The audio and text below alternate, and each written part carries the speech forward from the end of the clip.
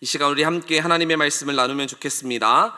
다니엘서 1장 8절부터 16절 말씀입니다.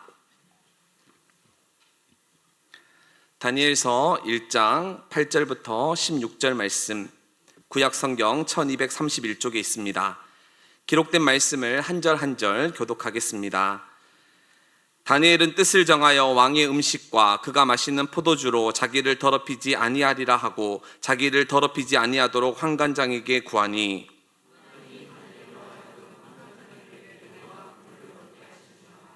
환관장이 다니엘에게 이르되 내가 내 주 왕을 두려워하노라. 그가 너희 먹을 것과 너희 마실 것을 지정하셨거늘 너희의 얼굴이 초췌하여 같은 또래의 소년들만 못할 것을 그가 보게 할 것이 무엇이냐. 그렇게 되면 너희 때문에 내 머리가 왕 앞에서 위태롭게 되리라 하니라.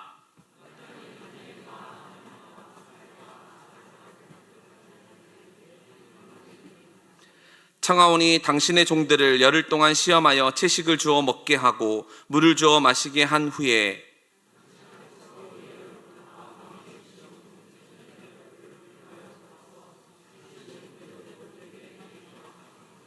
그가 그들의 말을 따라 열흘 동안 시험하더니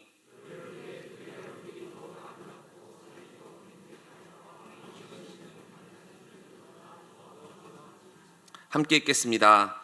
그리하여 감독하는 자가 그들에게 지정된 음식과 마실 포도주를 제하고 채식을 주니라. 아멘.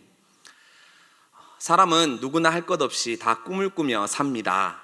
지금보다 더 나은 미래를 그리면서 어른이나 아이나 할 것 없이 모두가 다 꿈을 꾸며 하루하루를 살아갑니다.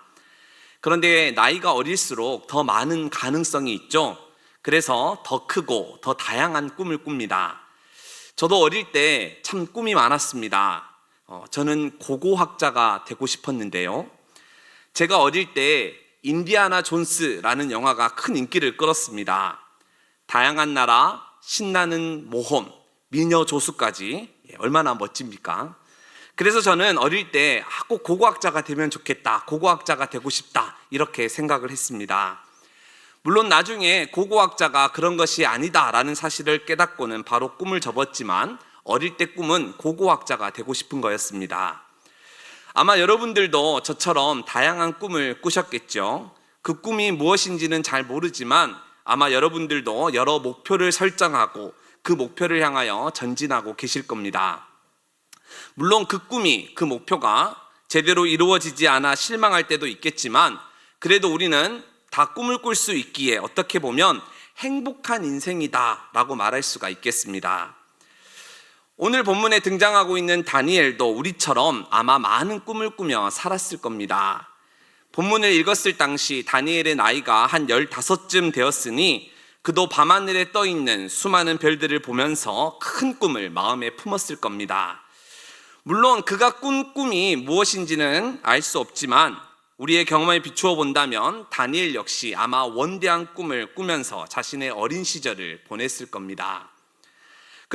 그런데 갑자기 아무리 꿈을 꾸어도 아무리 원대한 꿈을 품어도 그 꿈을 이룰 수 없는 그런 비참한 신세가 되었습니다. 바벨론이라는 거대한 제국이 이스라엘을 침공했는데 그 전쟁 속에서 그만 다니엘이 포로로 잡혀가 버렸기 때문이죠. 즉 다니엘은 유대 들판을 뛰놀면서 참 많은 꿈을 꾸는 그런 소년이었는데 그 꿈을 이루어 보지도 못한 채 바벨론이라는 나라에 의해 두 손이 결박되어 한 번도 가보지 못한 먼 이방 나라로 끌려가게 되었습니다. 물론 여러분 이 장면이 성경에 자세히 기록되어 있지는 않습니다. 하지만 우리는 그 장면을 충분히 머릿속으로 한번 그려볼 수가 있죠.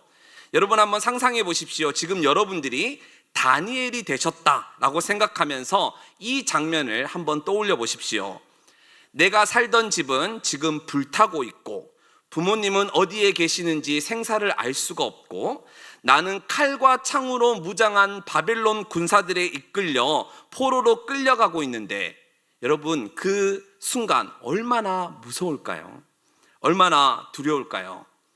15 어렸던 다니엘 역시 아마 극심한 공포에 턱이 덜덜 떨리고 눈에서는 눈물이 계속 주르륵 흘러내렸을 겁니다. 너무 먼 나라 또 너무 옛날 일이라 잘 공감되지 않다면 여러분 일제강점기 시대 우리 선조들이 겪었을 그 상황을 한번 떠올려 보십시오. 일본군에 의해 강제로 징집당해 광산으로 위안부로 이곳저곳으로 끌려간 그들을 한번 생각해 보십시오. 그들 역시 참 어렸고 그들 역시 참 순수했는데, 그래서 작은 행복을 꿈꾸고 자신의 미래를 아름답게 그렸을 텐데, 일본군에 의하여 비참하게 끌려가는 그 순간 이제 그들에게 도대체 무슨 꿈이 있고 이제 그들에게 도대체 무슨 희망이 있었겠습니까? 한 번도 가본 적 없는 만주에서, 또 어딘지 알지도 못하는 하시마 섬에서 일본군에 의하여 유린당하고 제대로 된 처우나 임금도 받지 못한 채 석탄을 계속적으로 캐야 했던 그들에게 무슨 꿈이 있고 또 무슨 소망이 있었을까요? 이와 마찬가지로 다니엘 역시 갑자기 거대한 세속사회의 한복판에 던져져 이제는 더 이상 꿈꿀 수 없는 그런 신세가 되었습니다. 거대한 세상 권력 앞에서 이제는 더 이상 꿈을 가질 수 없는 무능한 상태, 더 이상 희망을 품을 수 없는 그런 참담한 신세가 되었습니다. 그런데 불행 중 다행히 4절 말씀을 보면 다니엘은 지혜롭고 또 용모가 아름다워서 바벨론 왕이 머무는 왕궁으로 끌려가게 되었습니다. 나중에 뭔가 쓸모가 있을까 싶어서 특별히 차출되어 왕궁에 머무는 자가 되었죠. 저도 군대를 다녀왔는데요, 특별히 장갑차를 모는 조종수로, 기갑병으로 그렇게 멋지게 군 생활을 했습니다. 보기에는 좀 그렇게 보일지 몰라도 나름 멋지게 군 생활을 했습니다. 근데 후반기 교육을 마치고 경기도 가평에 있는 한 부대에 배치받아 이등병 작대기 하나를 머리에 달고 내무반 안으로 들어갔는데, 와, 정말 제가 할 수 있는 것이 아무것도 없더라고요. 제가 알던 사회가 아닌 전혀 다른 사회, 제가 알지도 못하는 다른 사회 속으로 들어갔는데 진짜 제가 이렇게 무능한 사람인가 싶을 정도로 아무것도 할 수 있는 것이 없었습니다. 더욱이 군대는 계급 사회이기 때문에 부조리가 눈에 보인다 하더라도 아무 말도 할 수가 없죠. 시키면 시킨 대로, 속된 말로 까라면 까야 하는 그런 이상한 동네가 바로 군대입니다. 이처럼 새로운 세상, 전혀 경험해 보지 못한 사회 한복판으로 갑자기 던져지면 모두가 누구나 할 것 없이 다 무능한 상태가 됩니다. 여러분, 갑자기 누가 여러분들을 끌고 가 사우디아라비아 한복판에 여러분을 던져놓았다라고 한번 생각해 보십시오. 여러분, 어떤 기분이 들까요? 말도 안 통하죠. 문화도 다르죠. 하나부터 열까지 완전히 생소한 그 사회 속에 갑자기 여러분이 혼자 덩그러니 던져졌다. 그러면 여러분들은 그 사회 속에서 어떤 생각이 드실까요? 게다가 회사에 입사하면 말단 사원으로 들어가 하나씩 일을 배워가야 합니다. 그런데 일반 사원으로 회사에 딱 들어가면 그 안에서 주도적으로 할 수 있는 일이란 거의 없죠. 이렇게 하면 더 효과적으로, 이렇게 하면 이 일을 더 손쉽게 할 수 있을 것 같은데 의견 하나 내기, 의견 하나 제시하기가 어렵습니다. 어떻게든 회사에서 오래 살아남는 것이 중요하기 때문에 자기의 생각을 이야기한다든지 자기의 목소리를 낸다는 것은 말단 사원에게 있어서는 너무나도 어려운 일입니다. 다니엘 역시 바벨론 땅 한복판에 도착했을 때 아마 비슷한 감정이 들었을 겁니다. 자기 눈앞에 놓인 현실, 자기 눈앞에 놓인 그 낯선 환경, 그리고 자기가 할 수 있는 일이란 너무나도 제한적이라는 그 사실에 그는 한 번 더 좌절했을 겁니다. 너무나도 견고한 세속사회 한복판에서 자기가 할 수 있는 일은 거의 없다라는 그 사실에 그는 아마 한 번 더 낙심하고 한 번 더 절망했을 겁니다. 그것을 분명하게, 그것을 극명하게 보여주는 한 사건이 오늘 말씀에 기록되어 있습니다. 그게 7절 말씀에 기록되어 있는데요, 여러분 7절 말씀 앞에 있는 화면을 참고해서 우리 한 목소리로 읽어보겠습니다. 시작.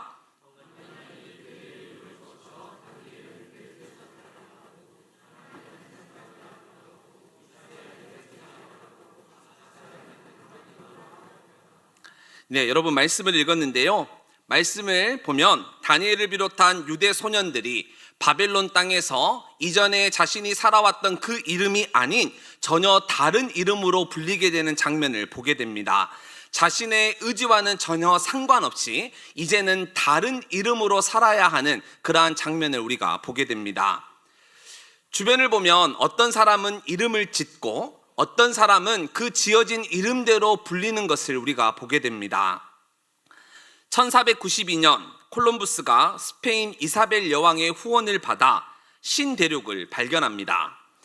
그게 바로 여러분들도 잘 아시는 아메리카인데요.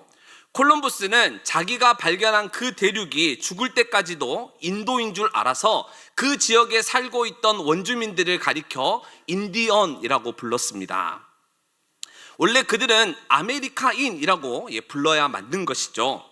그런데 그곳이 인도인 줄 알아 계속적으로 그들을 인도인이라고 부른 건데요. 중요한 것은 권력을 가지고 있는 사람이 그 이름을 그대로 붙이니 그것이 그들의 이름이 되었습니다. 지금까지도 권력 있는 사람이 붙인 그 이름대로 그 사람들은 인디언이라고 불리고 있습니다. 따라서 오늘 본문을 보면 누구에게 권력이 있는지를 분명히 알게 되죠. 다니엘은 분명히 다니엘이라는 이름이 있었습니다. 다니엘의 이름의 뜻은 하나님께서 재판하신다, 하나님이 통치하신다라는 뜻입니다.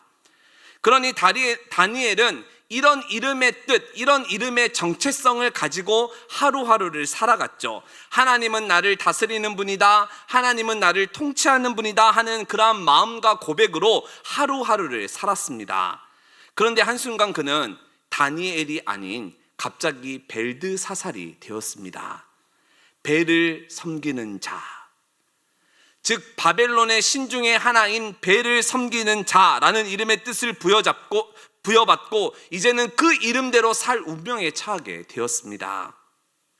더욱이 다니엘에게 벨드사살이라고 새로운 이름을 붙여준 그 권력은 다니엘에게 또 다른 것들을 강요했습니다. 바벨론의 학문, 바벨론의 세계관, 바벨론의 언어, 바벨론의 질서를 배우게 했죠. 그러니 여러분 한번 생각해 보십시오. 갑자기 벨드사살이 되어 바벨론의 학문, 바벨론의 세계관, 바벨론의 언어, 바벨론의 질서를 배우게 되었는데 그렇게 하루하루 살다 보면 어느덧 자신도 모르게 바벨론 사람이 되어버리지 않겠습니까? 거대한 세속사회의 한복판에 서 있다 보면 어느덧 그 사회에 동화되고 어느덧 그 사회에 흡수될 수밖에 없죠.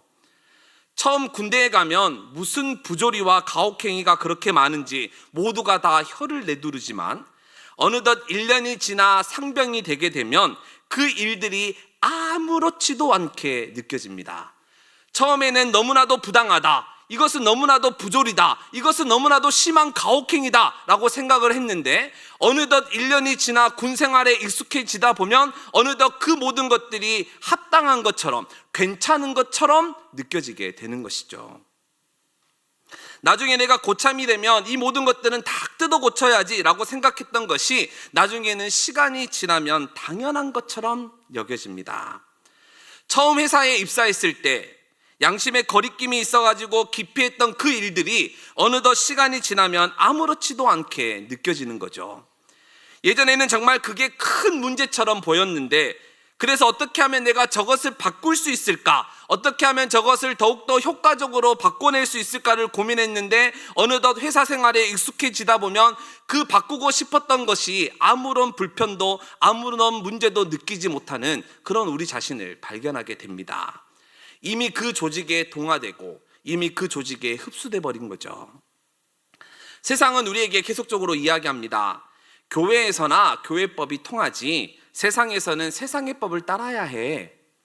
세상의 언어, 세상의 질서에 순응하지 않으면, 세상의 정체성에 동화되지 않으면 너는 도태될 수밖에 없어. 세상의 언어, 세상의 질서를 따르지 않으면 너는 뒤처질 수밖에 없어. 세상은 그렇게 우리에게 말합니다. 문제는 이 얘기에 넘어가 믿음을 멀리하고 세상의 흐름에 완전히 자신을 맡기게 되면 어느덧 우리도 모르는 사이에 우리 모두는 세속사회의 종이 될 수밖에 없습니다. 그러니 여러분, 선택해야 합니다. 선택. 우리를 강하게 몰아붙이는 세속사회의 권력 앞에 무릎을 꿇고 그냥 순응할 것인가? 아니면 담대히 이것을 거부하고 주님의 사람으로 살아갈 것인가 우리는 선택해야 하죠. 오늘 본문을 보면 다니엘도 선택의 기로에 서 있습니다. 특별히 그는 바벨론으로부터 자신을 지켜주지도 못한, 어떻게 보면 무능한 신처럼 여겨지는 하나님을 선택할 것인가, 아니면 앞으로 자신의 편의를 봐주고 앞으로 자신이 살아가는데 수많은 영향을 끼칠 바벨론에 동화되어 살아갈 것인가, 그는 선택해야 했습니다. 꿈꾸는 교회 성도 여러분, 여러분이라면 무엇을 선택하시겠습니까? 여러분들은 어떤 길로 나아가시겠습니까? 여기서 중요한 것은 하나님을 어떻게 생각하느냐에 따라 우리의 선택, 우리의 행동이 달라집니다. 하나님은 무능한가? 아니면 하나님은 온 세상을 다스리시는 전능하신 분인가? 하나님은 정말 살아계시는가? 하나님은 우리에게 관심이 있으시는가? 하나님은 정말 우리를 선하게 인도하시는 분이신가? 하는 이 질문에 우리가 어떻게 답하고 어떻게 생각하느냐에 따라 우리의 결정은 달라지고 또 우리의 삶도 달라질 수밖에 없습니다. 다니엘 역시 마찬가지죠. 비록 포로가 되어 바벨론에 끌려왔지만 그래도 자기가 어떤 결정을 하느냐에 따라 그 역시도 전혀 다른 삶을 살게 됩니다. 그래서 다니엘은 심사숙고합니다. 깊이 고민하죠. 그러다가 결국 뜻을 정하는데 그 내용이 바로 8절 9절에 기록되어 있습니다. 다니엘이 어떻게 뜻을 정했는지 우리 8절 9절 말씀을 한 목소리로 읽어보겠습니다. 시작.